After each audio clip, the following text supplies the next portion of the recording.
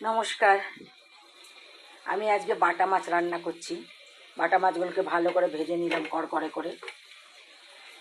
এবার আমি তেলের মধ্যে 5 ফোড়ন দিয়েছি, আর দিয়েছি 4টে কাঁচা লঙ্কা আর টমেটো, নুন হলুদ আর একটু দিয়েছি অল্প একটুখানি লাল লঙ্কার গুঁড়ো।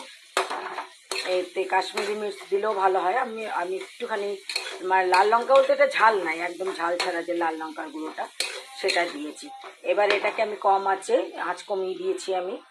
এই যে কম আঁচে আমি টমেটোটা গলাবো, গলিয়ে বাসা। আর কোনো মশলা নয়, কোনো জিরে বাটা না, কোনো আদা বাটা না, কোনো মশলা না, শুধু এই টমেটো, কাঁচা লঙ্কা, একটুখানি লাল লঙ্কার গুঁড়ো আর নুন হলুদ আর 5 ফোড়ন, এই দিয়ে আমি এটাকে রান্না করব, ঝোল করব। কড়াইটা ঢাকা দিয়ে দিয়েছি। টমেটোটা ভালো করে গলে গেলে, মশলাটা তৈরি হলে, তেল ছেড়ে এলে তারপর আমি জল দেবো। আর এই দেখুন রাইস কুকার, আমার মেয়ে কালকে অনলাইন থেকে আনিয়েছে। তার সাথে এইটাও আছে, এটাতে আমরা স্টিম বা ধোসা, ইডলি সব বা স্টিমে কোনো কিছু রান্না করতে পারবো। আর এই যে ভাত একদম ঝুরঝুরে হয়ে গেছে, একদম ভাত মানে জল মেপে দিতে হয়, যেটা আমাদের নিয়ম। মানে 1 বাটি চালে 2 বাটি জল, তো আমাদের ছোটো বাটির 1 বাটি চাল। এই ভাতটা আমাদের 3 জনের খেয়েও থেকে যাবে। এই যে এতটা সাইজ, এতটা সাইজ। এটা অনলাইন থেকে আনিয়েছি, বেশ ভালো আমি দেখলাম। এই দেখুন মোটামুটি টমেটোটা আর একটু হবে। ঢাকাটা আমি খুললাম, টমেটো প্রায় গলেই গেছে। আর একটু, এখনকার অসময়ের টমেটো তো একটু টাইম লাগে, এটা যদি শীতকাল হতো তাহলে আর একটু তাড়াতাড়ি গলে যেত। আর এই ঝোলটার মধ্যে একটু ধনেপাতা দিলে আরও ভালো লাগতো, কিন্তু যেহেতু ধনেপাতা নাই, দোকানে আজকাল আসছেও কিন্তু সেগুলো পচা পচা। সেদিন অনলাইন থেকে আমার মেয়ে আনিয়েছিল, ও একদিন ফ্রিজে রাখা যাচ্ছে না, পচে যাচ্ছে। ওই জন্য ধনেপাতাটা আমরা এখন আনা অ্যাভয়েড করছি, পয়সা শুধু শুধু নষ্ট। এটা দিল্লি নয় যে দিল্লিতে সবজি কিনলে ফ্রিতে লঙ্কা আর ধনেপাতা দিয়ে দেয়। ওখানে তো কোনো দিন ধনেপাতা কিনে খাইনি, এত এত লঙ্কা, এত এত ধনেপাতা জমে যেত। তো এখানে তো সব কিছুই বাংলায় সব কিছুই কিনে খেতে হয় আমাদেরকে, এখানে দেয় না ফ্রিতে কিছুই, তো শুধু শুধু পয়সা নষ্ট। তো দেখুন আমার মাছের ঝোলটা, মানে মাছের এই মশলাটা প্রায় বেরিয়েছে। এবার আমি আঁচটাকে বাড়িয়ে দেবো।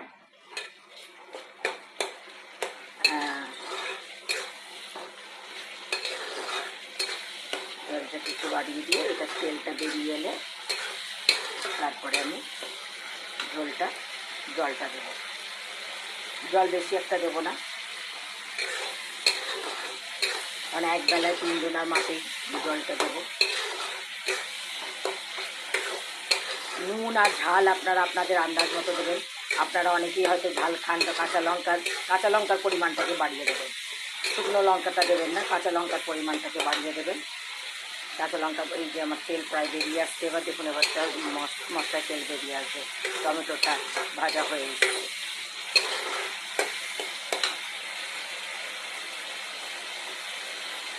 আমি এর আগে একটা ব্লগে বলেছিলাম যে পরে একদিন আমার ছেলের কথা বলবো। আমি আমাদের ঘরের কথা বলি, মেয়ের কথা, স্বামীর কথা, নাতির কথা।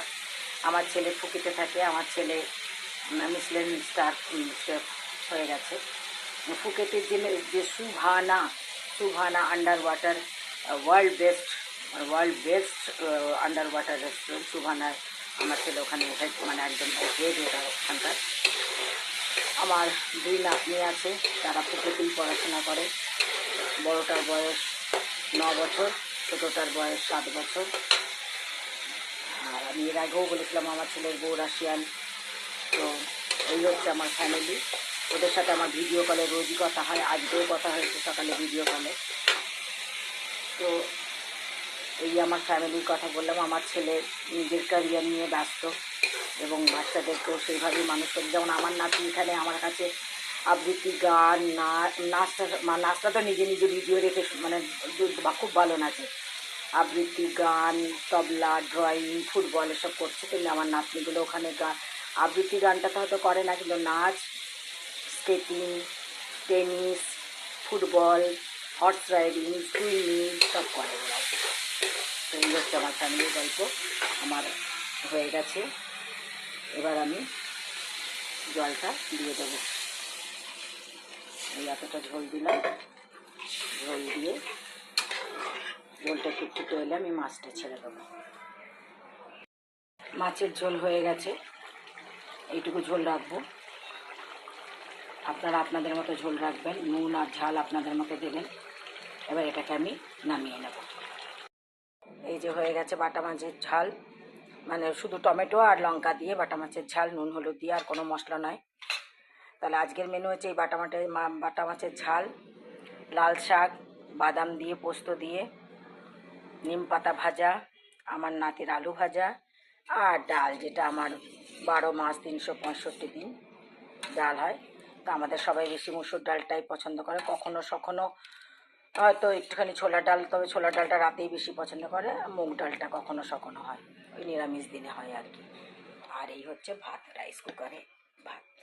আজকে প্রথম দিন উদ্বোধন হলো রাইস কুকার। তো এই মাছের ঝোল আপনাদের ভালো লাগলে আপনারা বানিয়ে খাবেন, লাইক শেয়ার করবেন, সাবস্ক্রাইব করবেন, অবশ্যই অবশ্যই কমেন্টস করবেন। আসি তাহলে, নমস্কার।